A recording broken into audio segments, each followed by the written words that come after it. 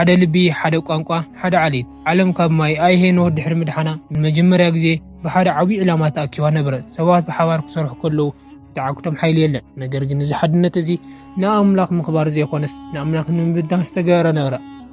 ንዕናይ ርእሲ ሰማይ ዝትንክፍ ከተማን ህንፃን ንስራሕ እዚ ድማ ታሪክ ትሰብ ንኣምላኽ ክትክእ ዝፈተነሉ እግዚአብሔር ድማ ብሓንቲ ቃል ንዓለም ዝበተነሉ ሚስጥራዊ ታሪክን ጸባቢሎን እዩ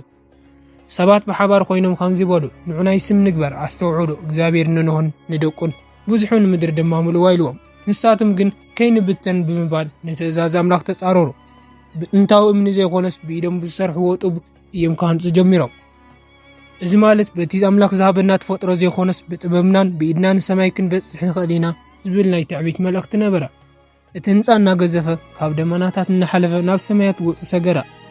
እግዚአብሔር ነቲ ደቂ ሰባት ዝሰርሕዎ ዝነበሩ ከተማን ህንፃን ክርኢ ወረደ ኣምላኽ ሰባት ብሓንቲ ቋንቋ ተኣኪቦም ክፉእ ክሓስቡ ከለዉ ዝዓጉቶም ሓይል ከም ዘየለ ረኣየ ነገር ግን ነቲ ህንፃ ንሰማይ ዝትንክፍ ኣይነበረን ስለዚ ኣምላኽ ንዕናይ ንውረድ እቲ ሓደ ነቲ ሓደ ከይሰምዖ ቋንቋኦም ኣብኡ ንሓዋውስ በለ ብቕፅበት እቲ ሓደ ጡብ ኣምፅእ ክብሎ ከሎ እቲ ሓደ ግን ካሊእ ቋንቋ ይዛረቡ ነይረ ባቢሎን ማለት ድማ ድንግርግር ማለት እዩ ሓድነት ኣብ ዝነበረሉ ቦታ ሁከትን ድንግርግርን ሰፈነ እቲ ህንፃ ምስራሕ ሰኣኑ ካብኡ ድማ